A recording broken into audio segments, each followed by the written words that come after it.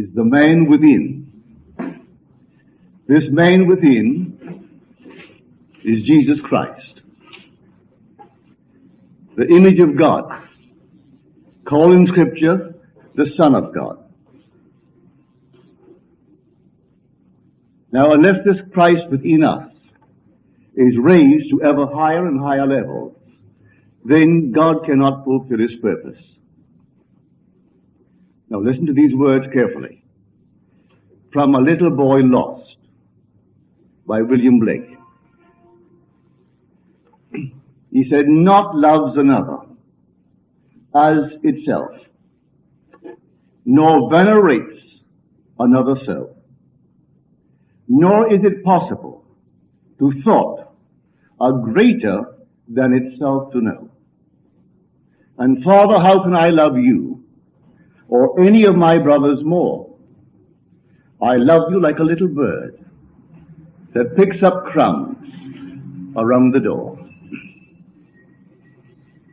If God wants me to know Him as He is, He will have to raise me to the level of His own being. I must become God to know God.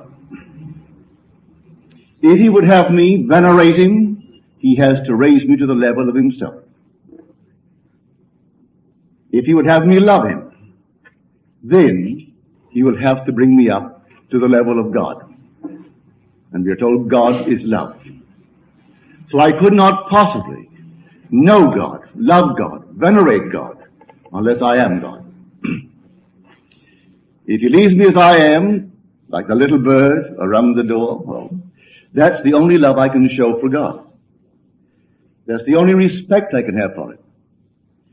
So there is a man in man that is God, and that one has to be raised to the level of God. So God becomes man, that man may become God. So here we are told we are destined in love to be His sons through Jesus Christ, according to the purpose of His will.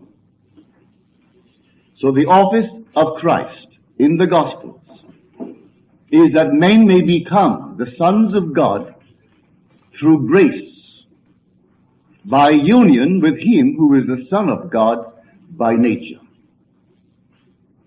This is spoken of in Scripture as rebirth. Not reincarnation, rebirth.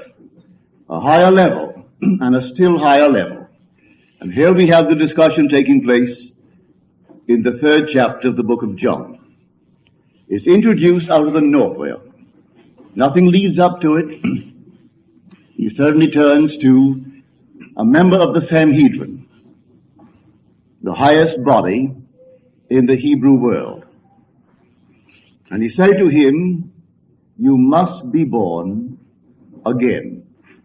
The word translated again or anew means literally from above. It's anothen, the Greek word anothen. You must be born from above. Unless you are born from above, you cannot enter the kingdom of God. And he who heard it wondered, "How can I, a man, an old man, once more re-enter my mother's womb and be born again?" And he said, "You are master of Israel, and yet you do not know that unless you are born from above, you cannot see the kingdom of God?" It was not explained. When you hear it, and I have heard ministers and priests and rabbis discuss it, and they say, "What do you mean? It's a change of attitude, a change of this, a change of that." May I tell you, it is literally true. You are born from above. I speak from experience. I am not speculating. I am not theorizing. I had no idea this thing was so literally true, that man contains within himself this seed that is Christ. He is called the Word of God, and the Word is called the seed. And there are 3 stages in the history of a seed. There is the sowing, there is the dying, and then there is the quickening. The seed is sown upon man. Man hears it with faith, and then it's planted, it's sown. Man goes through the fires of hell in this world here, and that is the dying. A seed must fall into the ground and die before it is made alive. If it does not die, it remains alone, but if it dies, it brings forth much. It's the great mystery of life through death. So the seed falls, it's sown. Then it dies, and then it's raised. It's quickened. And this is a seed called the Word of God, that is Jesus Christ. It's actually in man. So you've heard the story of God. You've heard the story of the gospel. You either accept or you reject. But unnumbered chances will be given you to hear it and to accept it. Because you must accept it eventually, that God's purpose be fulfilled. So everyone will one day completely accept it. And the acceptance will then, in him, prove that he can be raised from the level where he accepted it up to the level where the seed will take him, which is God himself. So God becomes man, that man may become God. Now here, I have told it in my own way. Everyone will tell it as he himself experiences it. With different people, it appears differently, as everything else does in this world. Now here is one from the South, from L.A., how it came in his case. I am very eager to get everyone to share with me their visions and their dreams, because God speaks to man through the medium of the dream and unveils himself through the medium of a vision. Well, he finds himself at the base of a great tree. And then a winding road leading up, and here at the top of this winding road is an enormous dog. And the dog is barking at him. But he knows the dog can't injure him, and will not, because he is held by his friend. The friend has no outline of a man, but there's a radiant light, a fiery light. And he knows it's his friend in his vision. The man takes the dog on a leash and brings him down and passes this man who's at the base of the tree. When he gets beyond, he looses the dog. But he himself returns to the man at the base of the tree and fuses with him. This radiant fiery being enters him and becomes him. And then he, still not quite sure of the dog, moves like lightning up this winding pathway. But when he arrives at the very top, he said, "At last I'm in the top room." The dog comes up and licks his face. And then he wakes. This is also told us by a great poet, Francis Thompson, called The Hound of Heaven. I chased him down the nights and down the years, down through the arches of the years, through the labyrinthine ways of my own mind. And he paints this fantastic picture of the hound, the pursuit of God. When he comes to the end of the poem, he now takes a rest. And the voice beside him speaks. And he said, "Ah, fondest, blindest, weakest, I am he whom thou seekest. Thou dravest love from thee, who dravest me." Now you and I are seeking God. And we go into unnumbered blind alleys. We think we can find him through diet, through meditation, through joining a certain ism, through doing this, that, and the other. All these are the blind alleys. For the one we are seeking is within. Unless you believe that I am he, you die in your sins. I can tell you from now to the ends of time that when you say I am, that's God. And there never was another, and never will be another. But can I persuade you? Can I persuade you to stop looking on the outside for what is within? That man within which is I am. I can talk from now to the ends of time in the hope that I will get you at least to try it. But I can't say that I've succeeded. You and you alone. Like my friend who had this vision. He's been coming for years. This happened here recently. He suddenly began to actually accept the fact that it really is within. And what seemed to come from without did penetrate him and abides now within him. So the friend took up the place within himself. I call you friends. And now he's no longer a servant seeking on the outside. Now he is founding on the inside. So here this man within that we speak of as Jesus Christ. I can only be born from above if I am joined in supernatural union to him who is the Son of God by nature. So when I stood in his presence, it's an actual union. And don't be embarrassed, we're all adults. It's not a sexual union. You feel no sexual act. But the most fantastic sexual act in the world is that it's nothing compared to the ecstasy of the embrace of the Son of God when he embraces you. When you stand in his presence and he asks you the simplest question in the world, to name the greatest thing in the world, and whether you knew it prior to that moment or not, you're going to answer automatically, or you're fulfilling Scripture. And you're going to say faith, hope, and love, these three. But the greatest of these is love. At that moment he embraces you. And you fuse, you actually become one body, one spirit. At that moment, you have had union with the risen Lord. Now, the seed that I contain within myself bears my image. Find the appropriate soil in which to plant it, and it will grow into the likeness of myself from which it was taken. You take a sucker from a plant. Prior to taking it from the plant, it participates in the life of the plant. But you take it from the plant and transplant it. It becomes in its turn the parent. So the seed of God is planted in man, and that seed is called Jesus Christ. It bears the express image of his person. So the seed comes to the womb, which is man. By man, I mean generic man. It comes in the form of a story, which is the story of the gospel, which is the story of God. He desires to raise us to the level where we can appreciate him, where we can venerate him, where we can understand him. But I can't understand him on my present level as he ought to be understood. For to go back to the poem, not loves another as itself. I can't. I could sacrifice myself tonight for someone. I would willingly. For my daughter, my wife, my friends. At my age, what does it matter? If I was given no choice but either your life or her life, no. I don't think I could hesitate for a second to say, well, take this. But it doesn't mean because I gave my life to save my wife or my daughter or my friend that I really, truly, in the depths of my soul, love them more than I do myself. Not loves another as itself, nor venerates another so, nor is it possible to thought a greater than itself to know.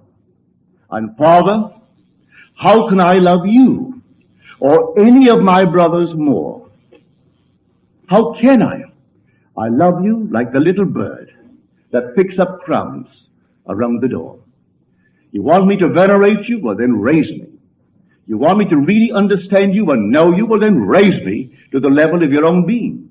Then I can really love you. Because I can't love anything in this fabulous world as I love myself. If we are big enough to admit it, we'll admit it.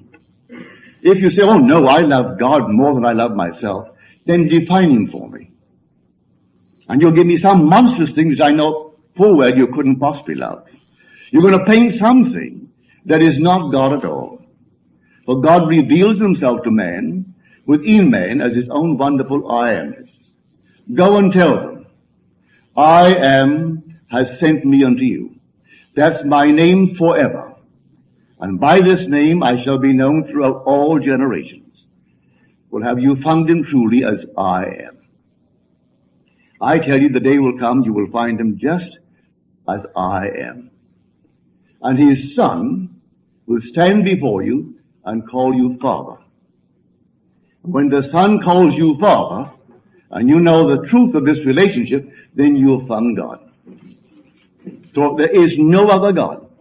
So he sets up in the beginning that which, when it occurs in you, reveals to you that you and the one you call God are one. Until it happens, you will not know truly that you are God. And you know the truth of the visions of these men like a Blake and a Thompson And you will not be cynical about it. You won't question it. You will admit it. Now you dwell upon it. Do you think it's possible for thought greater than itself to know? Can it? Do you really believe that you, the individual here this night, that you could venerate someone more than the being that you really are? That it's possible to love another more than love self? I tell you, when you dwell upon it and you're brutally frank with yourself and honest, your answer is, no, I can't. Well, now, I admit that there is a presence that created it all, and I am, relative to this presence, like the little bird around the door. But I would like to know him. I'd like to know him so I can show my appreciation and my love. Well, then raise me. Raise me up to your level that I may know you as you are. Raise me up to your level that I may venerate you as you ought to be venerated. Raise me up that I may love you as you ought to be loved. And so he has a plan. God chose us in him before the foundation of the world and destined us in love to be his sons through Jesus Christ, according to the purpose of his will. Through Jesus Christ. Well, now that's the seed.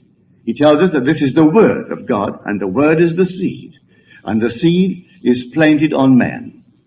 And man becomes the soil to receive that seed. And he receives it, and then it dies. It dies in him.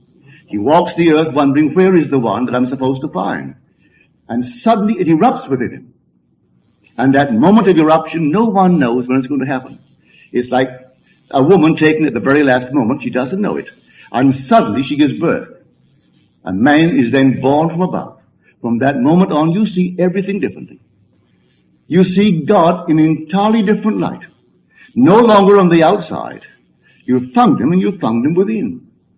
And you can tell others, and there are a few among the others that you speak to, who will call you mad or call you blasphemous.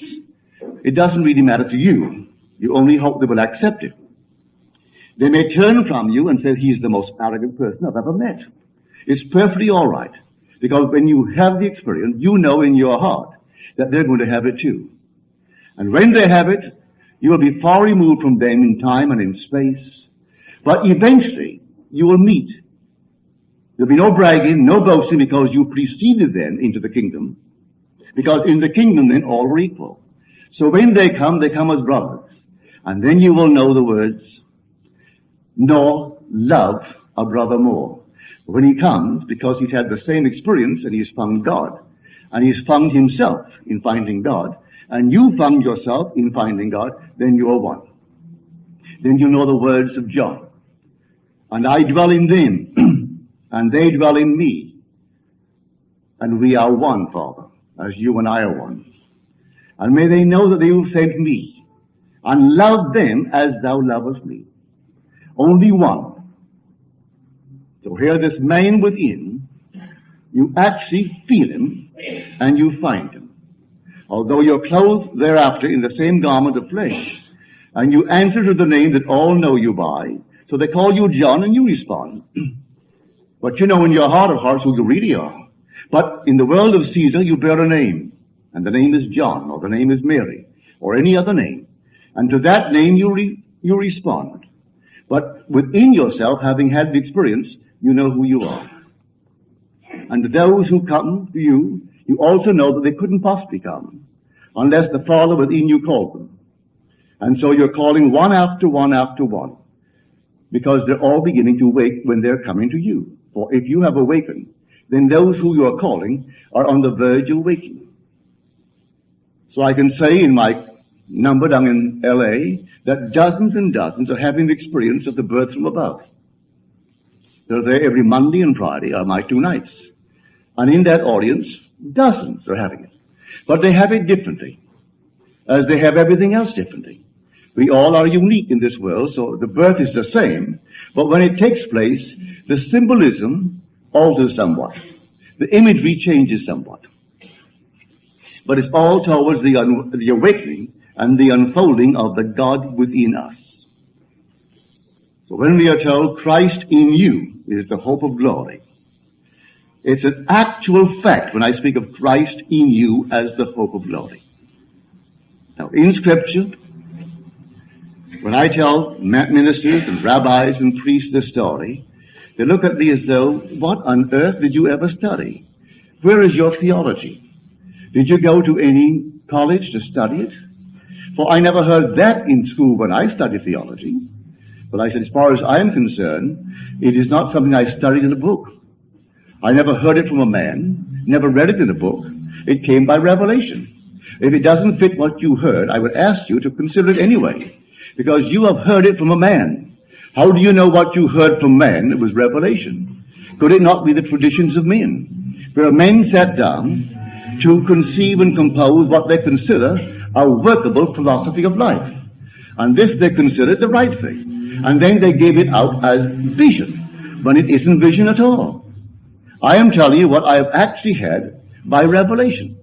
By revelation, I mean God unveiling himself in me as me. And so, when I tell you that Jesus Christ is God the Father, you will say, no, he is God the Son. I am telling you he is God the Father. And as God the Father, he has to have a Son. Or he would not be a Father without a Son. And then you say, but Jesus Christ has no Son. He is the Son of God. And I tell you, he is God himself. And God being a Father, he has to have a Son. And now I'll tell you who his Son is. And this always startles them. His son is David. David of biblical fame. That's the son of the Lord Jesus Christ. They go through the ceiling. They're so afraid of what I'm talking about. Then I turn to Scripture. I said, now to whom are these words addressed? They're taken from the 2nd Psalm. And David said, I will tell of the decree of the Lord. He said unto me, Thou art my son. Today I have begotten thee. You want to know where you find it? In the 2nd Psalm, the 7th verse. There you find it. Written 1,000 years BC. Here is a blueprint of what man is going to experience. For the whole story is the story of Christ. So the whole thing is foretold until the time is fulfilled when God begins to awaken in man. Well, if God is a father, well then show me his son. It's stated in the 2nd Psalm who his son must be when he appears to reveal God to man. And he appears in man. Now, in the book of Luke and Matthew, there was no reason to bring it up if you read the chapter carefully. Take the 20th chapter of the book of Luke, or the 22nd of the book of Matthew. And here they're discussing something entirely different. The Sadducees said to him, Master, Moses in the law said that if a man marries and dies leaving no offspring, and he has a brother, the brother should marry the widow and raise up offspring for the brother. Well, there were 7 brothers. One married, the first married, and he died leaving no offspring. The second took her, and he died leaving no offspring. Then the third took her, and eventually all married her, and finally all died, and then she died, and there was no offspring. Tell me, whose wife is she in the resurrection?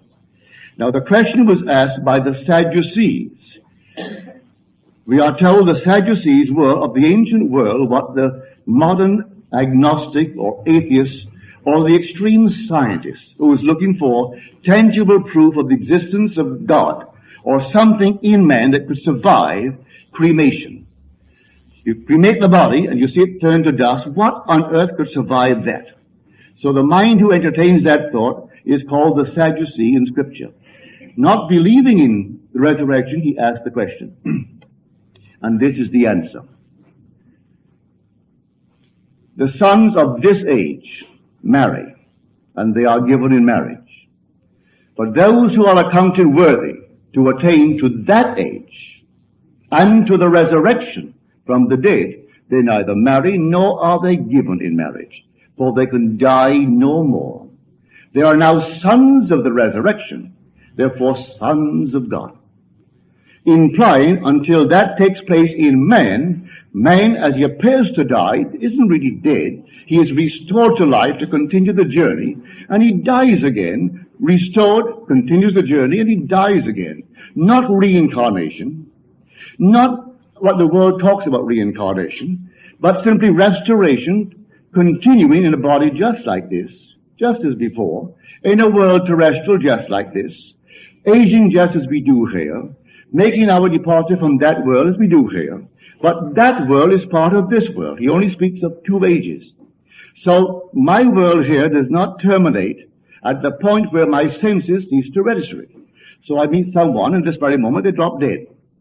I go to their funeral, I see the dust. They gave me the little urn. She was turning to little ashes.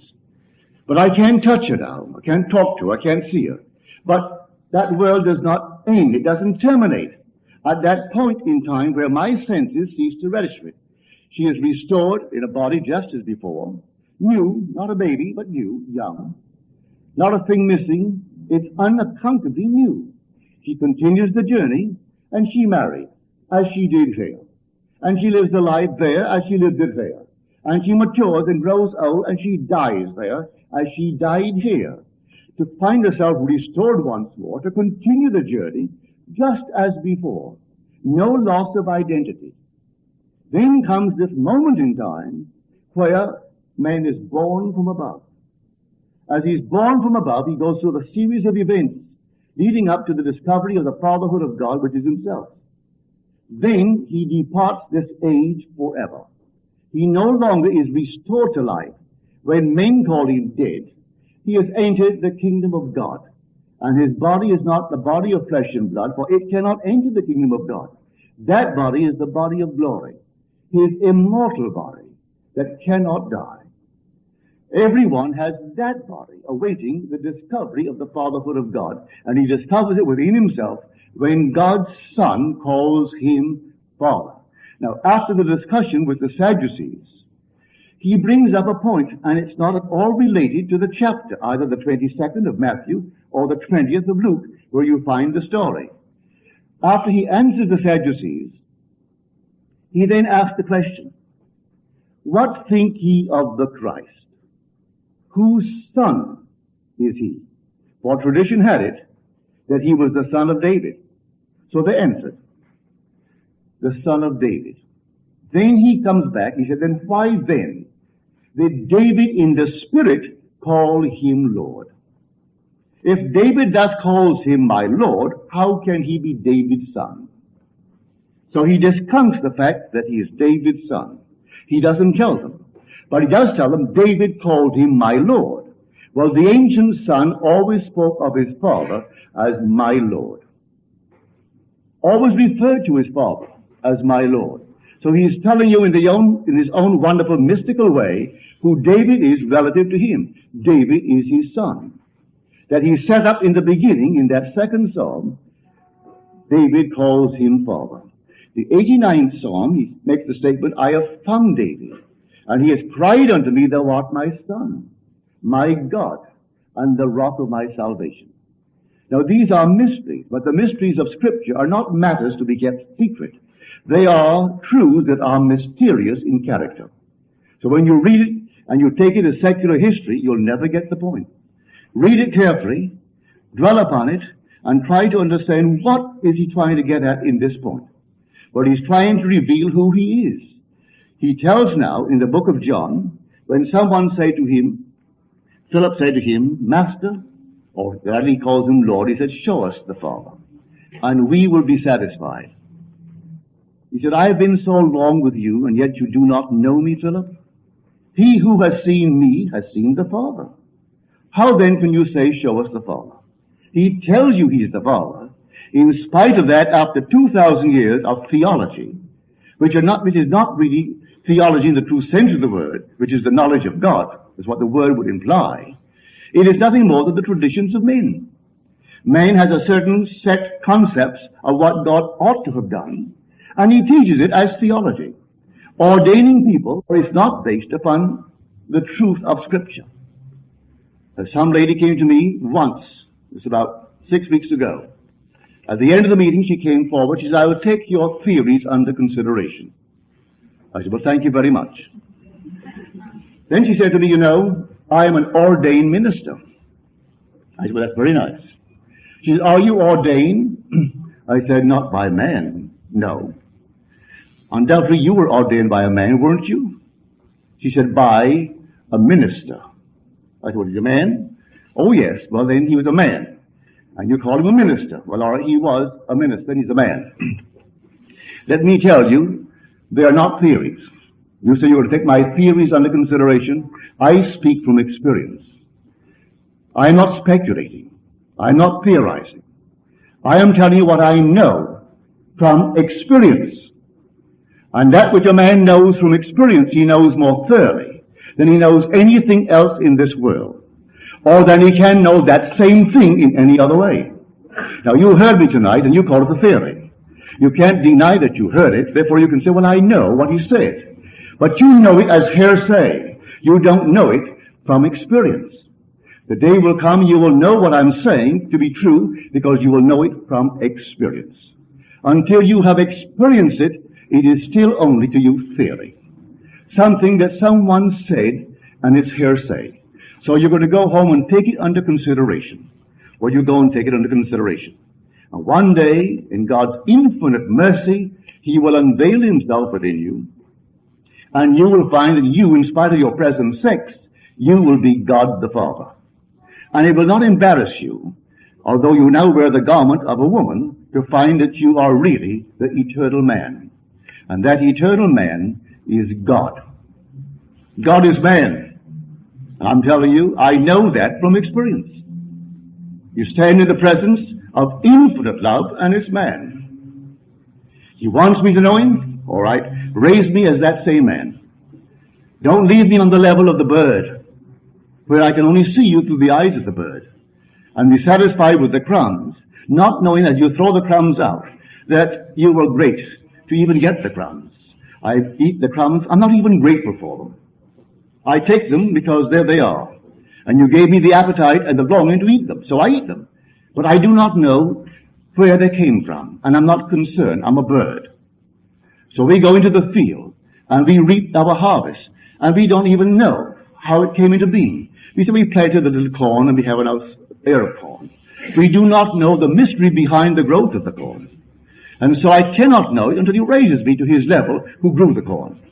And then I will know. Until then, I am simply the bird, feeding on the crumbs around the door. For naught can know, and naught loves another as itself, nor venerates another self, nor is it possible for thought a greater than itself to know. So, Father, you want me to know you? Lift me up. Well, He has made a plan. The plan is contained in what He calls Jesus Christ.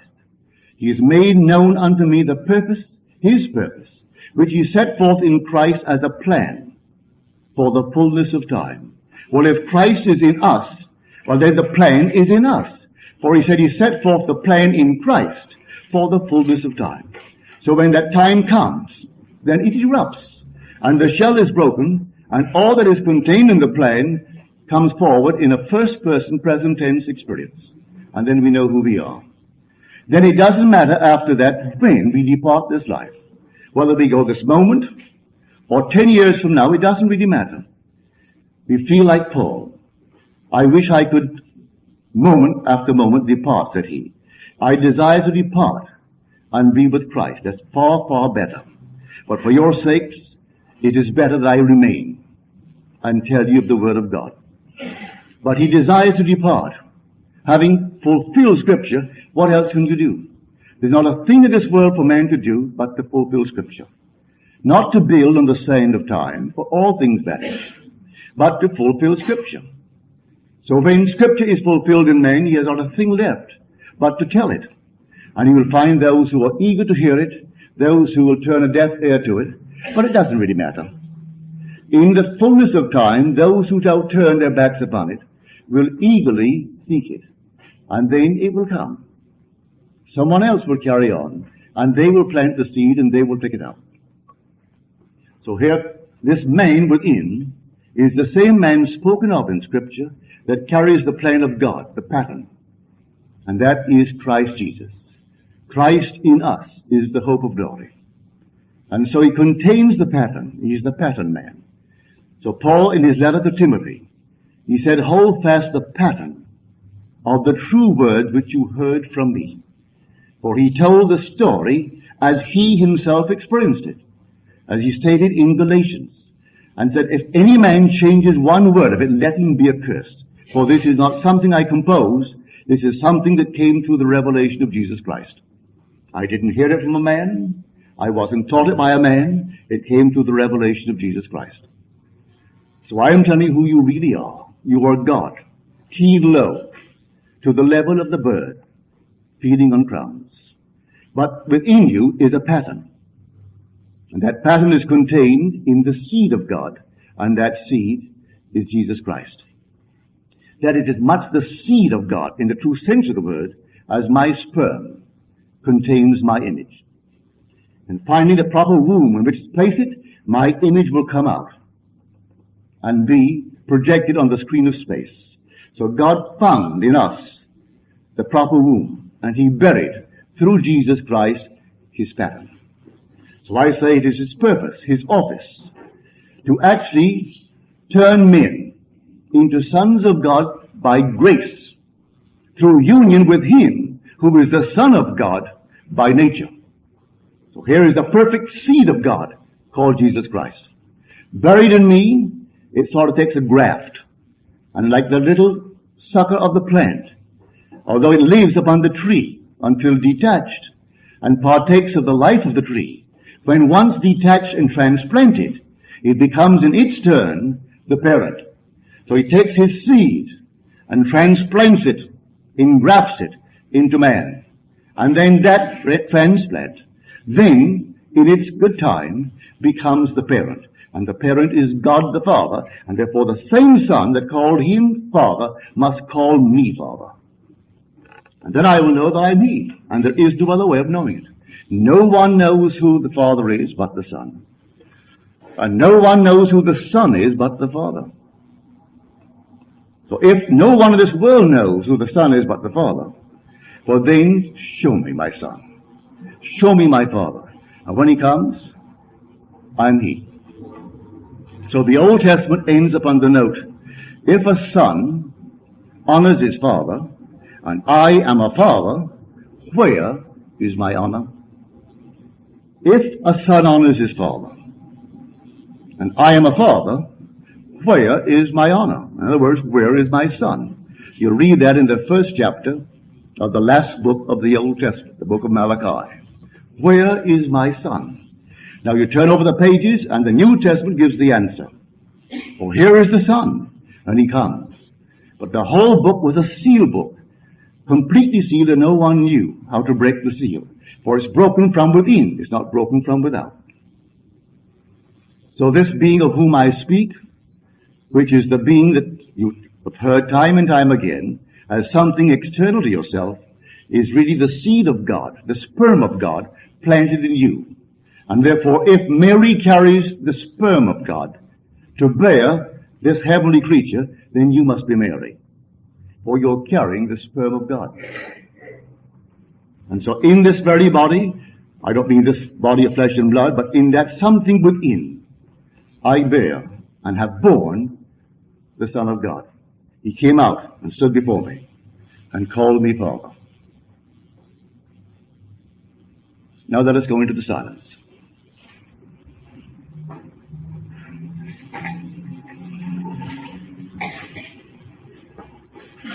So are there any questions, please?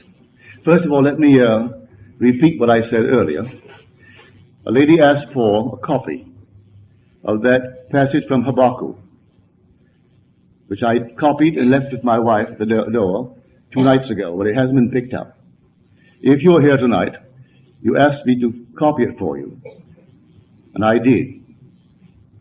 So, you'll find it at the desk, if you're here tonight. Yes, sir. Well, is it necessary to understand all these things intellectually before you have these experiences? No, I wouldn't say that at all. The question was, is it necessary to understand all these things intellectually before you have the experiences? No. I do know that a hunger comes upon man that only an experience of God can satisfy. When that hunger comes, well, nothing diverts you. And you find an interest in God's book called the Bible that no one else seems to see. Others carry it for show. You'll find these ladies on the street in their robe, belonging to a certain order. They always have a Bible in their hand, but it's closed. In New York City, they're riding the subway, and the Bible is in their hand. They think that's the Word of God, and they carry it as you would a piece of paper. What do they know about the thing that is contained in the book? But you don't carry it that way. You go home and you read it. I spend 6 and 7 hours a day, 7 days a week, reading my Bible. There are only 66 books in it, but I never tire of it. I never tire of it. I brought 2 books here. When I went to New York City last summer, I carried 2 books. I went to Barbados for 3 months, I carried the same 2 books. One was the Bible, and one was the complete works of Blake. That's all that I carried. And I found in these 2 a library. First of all, there are many books in the complete works of Blake, and there are 66 books in the Bible. Well, that's a nice library.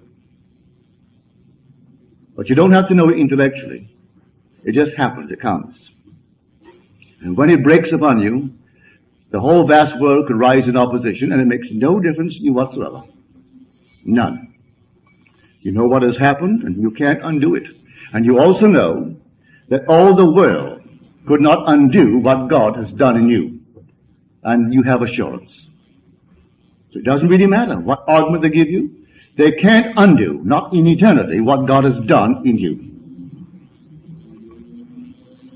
And you're told, he who began a good work in you will bring it to completion. When? At the day of Jesus Christ. At the unveiling of Christ within you. Any other questions, please? What would this indicate? A fish coming out of the water and embracing someone? A fish coming out of the water and embraces someone? Well, first of all, the fish has always been the symbol of Christ. Water has been the symbol of truth, psychological truth. And so if the fish comes out, man, I wouldn't say has ceased to apply it psychologically, but he's going to turn it now into wine. As you're told in Timothy, drink no more water, but use a little wine for your stomach's sake and your many infirmities. In other words, it doesn't mean I would stop drinking water. But there are 3 symbols of truth. First is the stone. That's the literal fact that is difficult to digest. Man can't understand it. For the stories are all parables. They're all allegories. And an allegory or a parable is a story told as if it were true, leaving the one who hears it or reads it to discover its fictitious character and learn its lesson. Well, the average person can't break that stone. He can't turn it into water and learn the lesson. Now, if I should take a story and give you the psychological meaning so you could apply it towards the world of Caesar. I gave you water. I offered you a glass of water in the name of Christ by showing you the psychological meaning of the story. But don't stop there. Take it and apply it. You're the operant power. As you apply it, you are turning the water into wine. So it's stone, water, wine. So if the fish comes out, which is a symbol of Christ, and then embraces someone, but he comes out of the water, which is a normal, natural habitat. Water being the psychological meaning, now he's coming out into a more living state. That's what I would give to the interpretation of that dream. God speaks to me, to you, and the whole vast world through the medium of dream. As told you, the 12th chapter of the book of Numbers. Any other questions, please?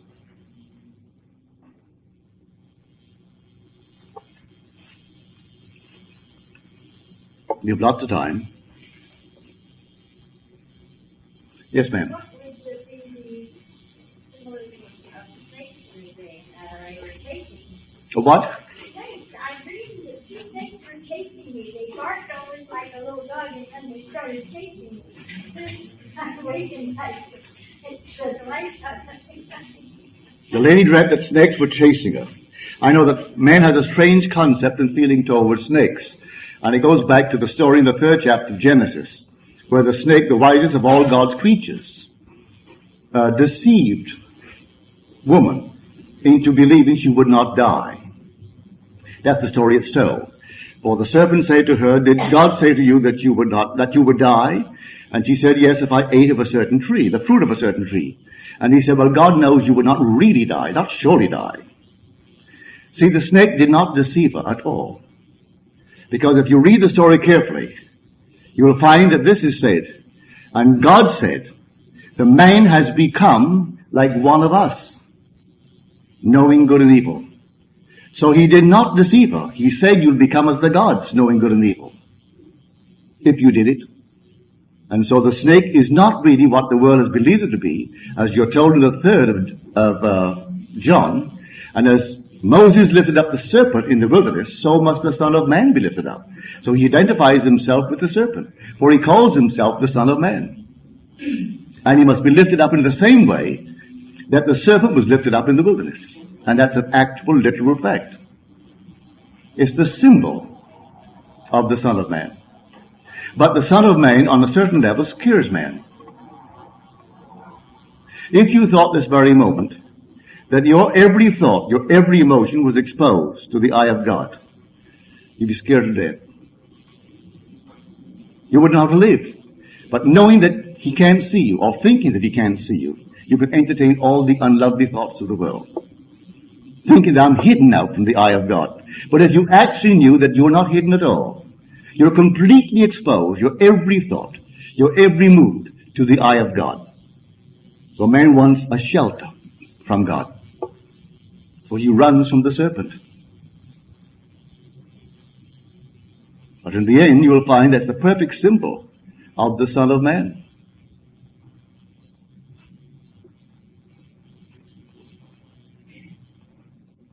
Any other questions, please?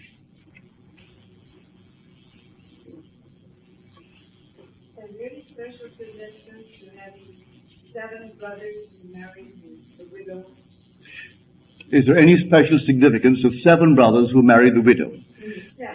7. Well, 7 is the spiritual number of perfection. So here is 7. It's the spiritual perfection. All numbers have significance. And 7 is spiritual perfection, because on the 7th day, he finished, he rested, satisfied, all that was done. The 8 is a new beginning, a resurrection. So 7, here is the work, it's done. Now whose wife is she? Can't undo it, it's all done. Well, they're all dead and she's dead. Now give me the answer. And he tells them, you do not understand Scripture. If you understood Scripture, you would not have asked. For only in this age do men marry and are given in marriage. Only in this age do they die. When they attain to that age, which is the resurrection from the dead, they cannot marry, or are they given in marriage. They are created beings, not split into 2, male, female. They are man. Man differs from male. Man differs from female. Man is God, wearing garments of male, female. But man, in the resurrection, is above the organization of sex. He's neither male nor female. He's man.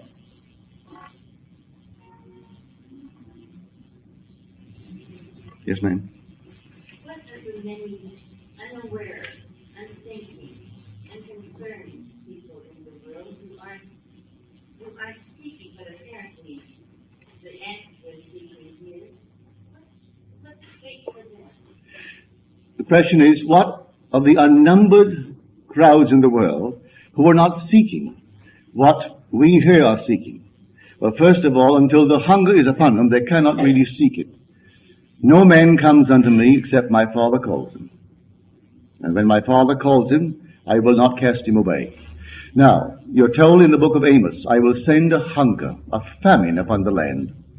It will not be a hunger for bread or a thirst for water, but for the hearing of the word of God.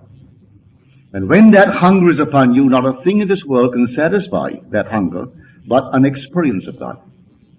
So until that hunger is upon you, you can have all the things thrown at you of that nature, and it doesn't appeal to you. Like going into a restaurant and you have a complete hunger for a certain item, and not a thing else on the menu appeals. You want that item. But when the hunger of God is upon you, you only want to feast upon him. And you're going to eat his body and drink his blood. And the body, in the physical sense, is that book, the Bible. And you extract it. When you extract the life of it, you're drinking his blood. And then comes the experience. And you'll have the experience of God. And you'll know that everyone's going to have it eventually. But he calls us all in his own good time. One by one by one. As he builds his living temple out of living stones. Life-giving spirits, not just animated bodies. But the world now, it's all an animated body. We are destined to be life-giving spirits, where there's life in us. For we are the Father, and as the Father has life in himself, so he's granted the Son also to have life in himself. Then you will be the power animating the world, not being animated by a power external to yourself. Now we have 2 lectures left. We're here tomorrow night and Friday. Same place, same time. Now if you're not on the mailing list,